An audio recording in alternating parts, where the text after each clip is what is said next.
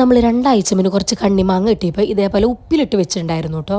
അപ്പോൾ ഇപ്പം നോക്കിയപ്പോൾ നമ്മൾ മുക്കാ ഭാഗം ഇട്ട് വെച്ചിട്ടുണ്ടായിരുന്നത് പകുതി കുറഞ്ഞുണ്ട്. അപ്പോൾ നമുക്കിത് അച്ചാറിടാൻ പറ്റിയ പാകണം. നമുക്കൊന്ന് അച്ചാറിട്ട് നോക്കിയാലോ. നമ്മൾ ആ ഭരണീനെ വെള്ളവും മാങ്ങയും സെപ്പറേറ്റ് ചെയ്ത് വെച്ചു കേട്ടോ.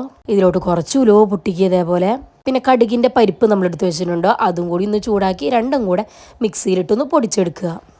ആദ്യം നമുക്കേ ഉലുവയാണ് കേട്ടോ പൊടിച്ചെടുക്കേണ്ട. അതിലോട്ട് നമ്മുടെ ആ കടുകിൻ്റെ പരിപ്പും കൂടി ഒന്ന് 2 കറക്ക് കറക്കിയാൽ മതി. ഒത്തിരി അങ്ങ് ഫൈൻ പൊടിയായി പോകണ്ട. നമ്മൾ നേരത്തെ സെപ്പറേറ്റ് ചെയ്ത് വെച്ചിരിക്കുന്ന ആ ഉപ്പിലിട്ട വെള്ളമില്ലേ, ആ വെള്ളത്തിലോട്ട് ഈ 2 പൊടികളും ആഡ് ചെയ്ത് കുറച്ച് കായം പൊടിയും കൂടെ ഇട്ട് നല്ലോണം ഇളക്കുക. ശേഷം നമ്മൾ ഉപയോഗിക്കുന്ന കുറച്ച് കാശ്മീരി പൗഡറാണ് കേട്ടോ. അതും കൂടി നമ്മുടെ ആവശ്യത്തിന് ഇട്ട് നമ്മൾ മാറ്റി വെച്ചിരിക്കുന്ന മാങ്ങയും കൂടി ഇതിലിടുക.